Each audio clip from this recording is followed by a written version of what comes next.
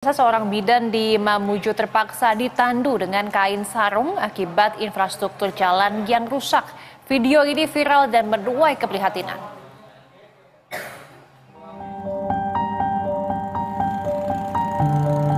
Puluhan warga desa Rate, Polewali Mandar ini secara swadaya menandu bidan Safriani yang sedang sakit.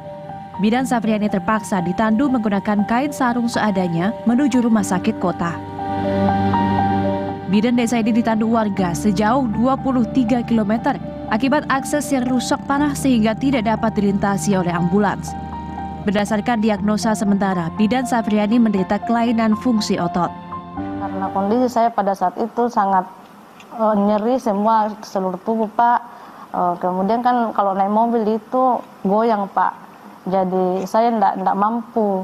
Kemudian warga itu inisiatif untuk menandu saya, Pak, karena dianggap lebih cepat sampai ke fasilitas daripada naik mobil hardtop.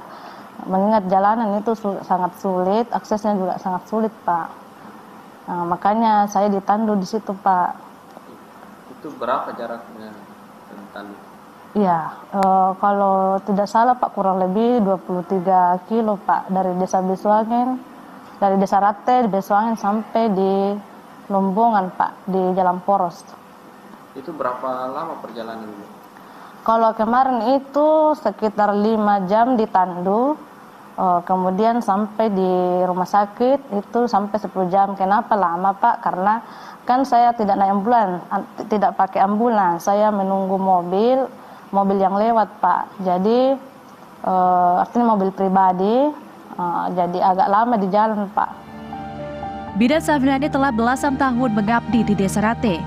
Sempat mendapat perawatan di puskesmas, bidan Rate ini dirawat di Rumah Sakit Umum Daerah Hajah Andi Depu.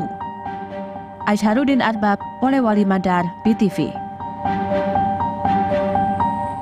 Dan untuk mengetahui kondisi terkini bidan desa yang berjam-jam ditandu menuju rumah sakit, sudah bergabung bersama kami kontributor BTV Aisharudin Arbab. Selamat siang.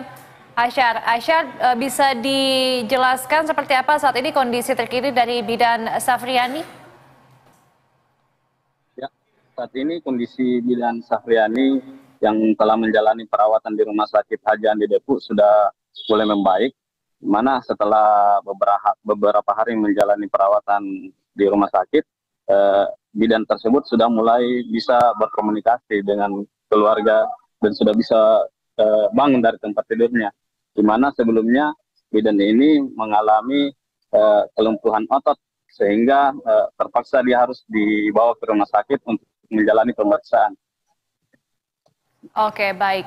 Aisyar, kalau dilihat dari video yang juga sempat beredar, ini ditampakkan bahwa bidan diangkut begitu ya, diangkat menggunakan sarung oleh masyarakat dan juga warga di sana untuk dibawa ke rumah sakit. Sebenarnya bisa Anda jelaskan dan juga bisa Anda gambarkan seperti apa kondisi akses jalan yang rusak ini dan sudah seberapa lama akses jalan ini rusak? Ya, dapat saya laporkan, Mbak. Jadi jalan yang dilalui oleh bidan ini merupakan jalan provinsi penghubung antara Kabupaten Polewali Mandar dengan Kabupaten Majene. Jadi kondisi seperti ini sudah terjadi sejak puluhan tahun silam. Jadi warga yang sakit ataupun warga yang hendak melahirkan, mereka harus ditandu sejauh puluhan kilometer untuk bisa tiba di puskesmas ataupun di rumah sakit, Mbak. Seperti itu. Oke, baik. Lantas sejauh ini bagaimana respon dari pemerintah setempat mengingat bahwa akses jalan untuk masyarakat menuju ke rumah sakit ini terbatas? Seperti apa penanggulangannya dari pemerintah? Ya, kalau untuk dari pemerintah sendiri, pemerintah telah berupaya untuk melakukan perbaikan jalan di wilayah tersebut karena mengingat di wilayah tersebut ada 3 desa yang cukup jauh dari perkotaan. Kondisi jalannya juga hampir sama, Mbak. Jadi sekarang pemerintah sudah mulai membahas penganggaran di jalan tersebut di DPR. Baik, bagaimana dengan aktivitas masyarakat pada umumnya setiap hari mungkin dari kondisi perekonomian masyarakat dan juga masyarakat ingin berpergian ataupun bekerja begitu, apakah ini juga ikut terhambat dengan kondisi jalan yang seperti ini, Asyar?